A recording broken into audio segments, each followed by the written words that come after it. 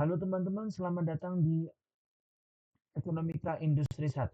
Pada kesempatan kali ini, saya Fajri selaku instruktur pada mata kuliah ini akan menyampaikan tutorial latihan 3 soal nomor 3 tentang model maksimisasi pertumbuhan baris, khususnya maksimisasi pertumbuhan diversifikasi dan kapital tanpa ada pergeseran. Jadi ini adalah model yang sangat basic.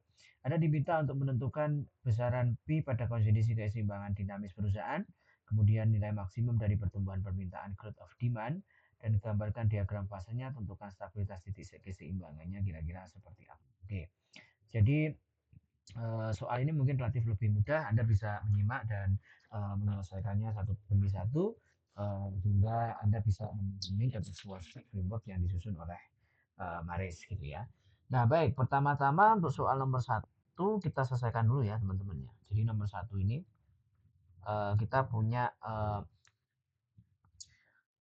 growth of capital itu sama dengan 0,1 ditambah 0,3 B, dan growth of demand itu sama dengan 0,1 plus 0,5 B min 0,1 ya, 0,1 B kuadrat. Anda diminta untuk menentukan keseimbangan antara kepentingan manajer dengan kepentingan pemilik modal. Manajer adalah ini kan manajer. Ini adalah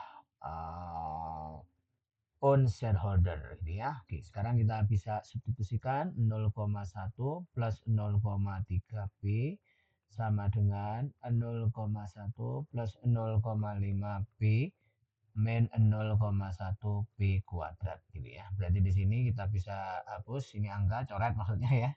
Kemudian dihapus, kemudian pindah luaskan sana semua kira-kira 0,1 B kuadrat, kemudian plus 0,3 B min 0,5 B sama dengan 0.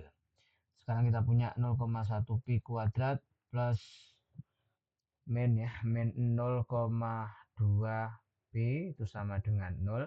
Keluarkan 0,1 berarti 0,1 P ya, jadi berarti tinggal P min 2 seperti ini sama dengan 0. Nah, 0,1 P itu sama dengan 0 atau P min 2 sama dengan 0, berarti P sama dengan 2. Yang di sini berarti P sama dengan 0. Nah, ini adalah himpunan penyelesaiannya. Masalahnya yang menjadi nilai visible yang mana? Kan gitu. Nah, perusahaan dalam level yang sudah besar atau kapasitasnya sudah korporasi gitu ya. Korporasi, maka dia tidak akan mungkin meraih P sama dengan 0. Tidak akan mungkin. Sehingga ini tidak memenuhi ya. Dan pastinya kesimpulannya akan mengarah pada saat P sama dengan 2. Nah, itu. Berarti P sama dengan 2 adalah keseimbangan antara kepentingan manajer dan kepentingan pemilik modal. Nah, sekarang tentukan growth yang mewakili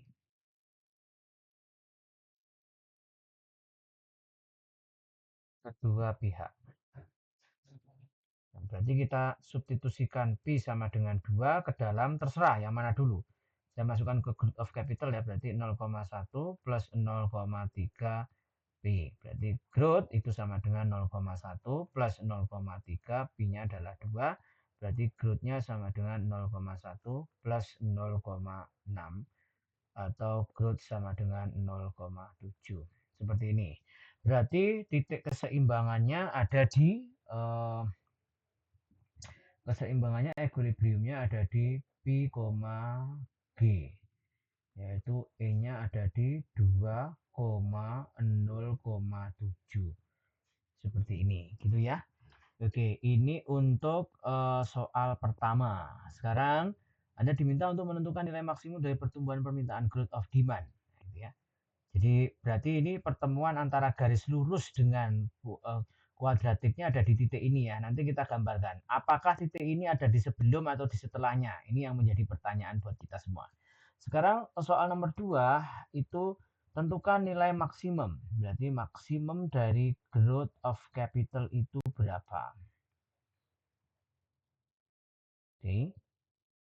Nah, Anda ingat ketika fx sama dengan ax kuadrat plus bx plus c, maka nilai maksimumnya adalah P sama dengan XP, YP, gitu kan. Nah, ini yang harus Anda ingat. Sehingga Anda harus ingat rumus XP itu sendiri adalah min B per 2A, dan rumus YP itu sama dengan min D per 4A, atau dalam hal ini adalah min B kuadrat min 4AC per 4A, ya. Kira-kira begitu ya. Jadi kalau sekarang saya punya growth of cap demand itu sama dengan 0,1 plus 0,5 B min 0,1 B kuadrat, maka di sini A-nya adalah min 0,1, B-nya adalah 0,5, dan C-nya adalah 0,1. Jadi ini C-nya, ini B-nya, dan ini A-nya, ya. Nah, berarti sekarang tugas kita mencari nilai XP-nya berapa. Berarti bukan XP tapi PP, gitu ya. Karena sumbu datarnya itu kalau kita gambar kan, kalau di matematika kan X sama Y. Nah, kalau di sini bukan X, Y, tapi P dan growth, kan gitu kan. Berarti akan kita pakai yang ini ya, teman-teman ya. Oke. Ini dan ini. Oke. Nah, sekarang XP-nya adalah min B per 2A. Nah, berarti di sini min 0,5 per 2 kali A-nya adalah min 0,1. Coret-coret, berarti di sini coret-coret habis, berarti 5 per 2 itu sama dengan 2,5. Ya, berarti PP-nya 2,5. Sekarang Anda substitusikan PP-nya ke dalam boleh ini kan, PP substitusikan 2,5 substitusikan ke GD boleh, gitu ya. Atau langsung pakai cara kedua, kan gitu kan, yaitu berarti growth P sama dengan min D per 4A, ya, atau min B kuadrat min 4AC per 4A. Oke ya, berarti saya selesaikan dulu di sini. Oke, tidak lain berarti di sini adalah min B-nya itu tadi 0,5 kuadrat min 4 kali A-nya adalah min 0,1, C-nya 0,1, ya kan, per 4 kali min 0,1. Coret-coret, hitung, berarti sini 0,25 min 0,1, 0,1, 0,1, 0,001 kali 4 berarti 00, ya, Anda hitung-hitung, ya, ketemu berapa ini? 0, ya, coba kita hitung kalkulator, berarti 0,725, ya, berarti growth of puncaknya ini, sehingga nilai maksimumnya adalah PP, GP, gitu kan. Ya kan? Nah, berarti P-nya adalah tadi 2,5, 0,725. Ini. Sekarang kita gambarkan diagram fasenya kalau begitu, teman-teman. Oke, gambarkan diagram fase tentukan stabilitas nilai keseimbangannya gimana. Sekarang kita gambarkan ya diagram fasenya. Jadi diagram fasenya seperti ini.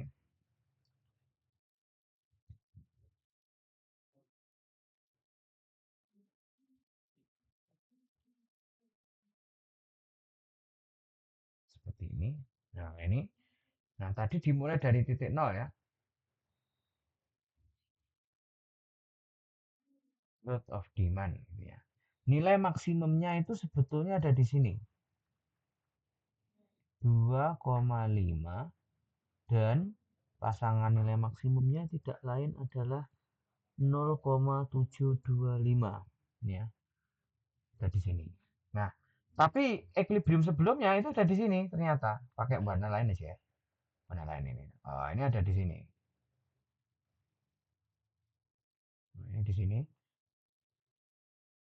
Nah, ini di 0,725. Kalau saya gambarkan ini titik ini warna hitam, nah berarti keseimbangannya ada di sini. Nah, ini adalah growth of capital. Jadi titiknya itu antara A dan B. Biasanya B idealnya kan ada di setelahnya A ya. Jadi kalau mengurangkan kepuasan manajer, ya kan? Caranya tinggal eh, apa namanya, nambah aja growth of capital. Nah ini justru menaikkan growth of capital mana meningkatkan kepuasan manajer. Artinya growth capital sebenarnya masih bisa turun ke sini kan harusnya kan gitu. Jadi harusnya kita bisa melakukan ekspansi dengan cara menurunkan growth of capitalnya ke sini kan gitu ya. Nah bisa menurunkan growth of capitalnya ke sini. Jadi ini bisa growth of capitalnya bisa ganti ke sini dengan catatan apa? A1 harus dinaikkan. A1 itu apa? A1 itu adalah leverage ratio. Nah, berarti debt dibagi total aset. Nah, berarti harusnya minjem duit kemana? Ke bank kan gitu kan. Nah, pinjaman ke bank dinaikkan supaya apa? Kepuasan manajer bisa sama-sama meningkat seiring dengan kepuasan pemilik modal kan gitu kan. Seharusnya kan begitu, ya kan? Nah, tapi growth of ini kan posisinya lebih tinggi kan? Lebih tinggi, tetapi sebenarnya turun ini sebenarnya. Kalau boleh tahu ini kan nilainya turun, growth-nya ini turun.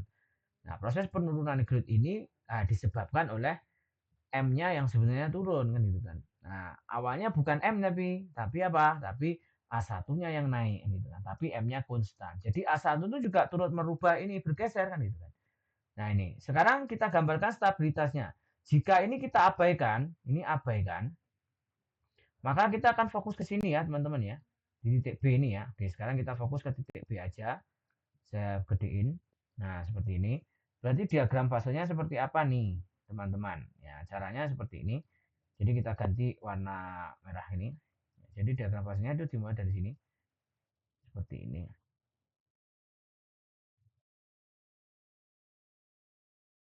Ini ya diagram fasenya artinya dia akan menuju ke nilai 2. Sementara yang dari sini juga begitu. Dari sini dia akan menuju ke nilai 2. Dan nilai maksimum ini akan menuju ke nilai 2 untuk mencapai nilai B. Ini berarti stabil di 2. Gitu ya. Kira-kira begitu. Itu penjelasan singkat dari soal nomor 3. Kita lanjutkan untuk pembahasan soal nomor 4. Terima kasih.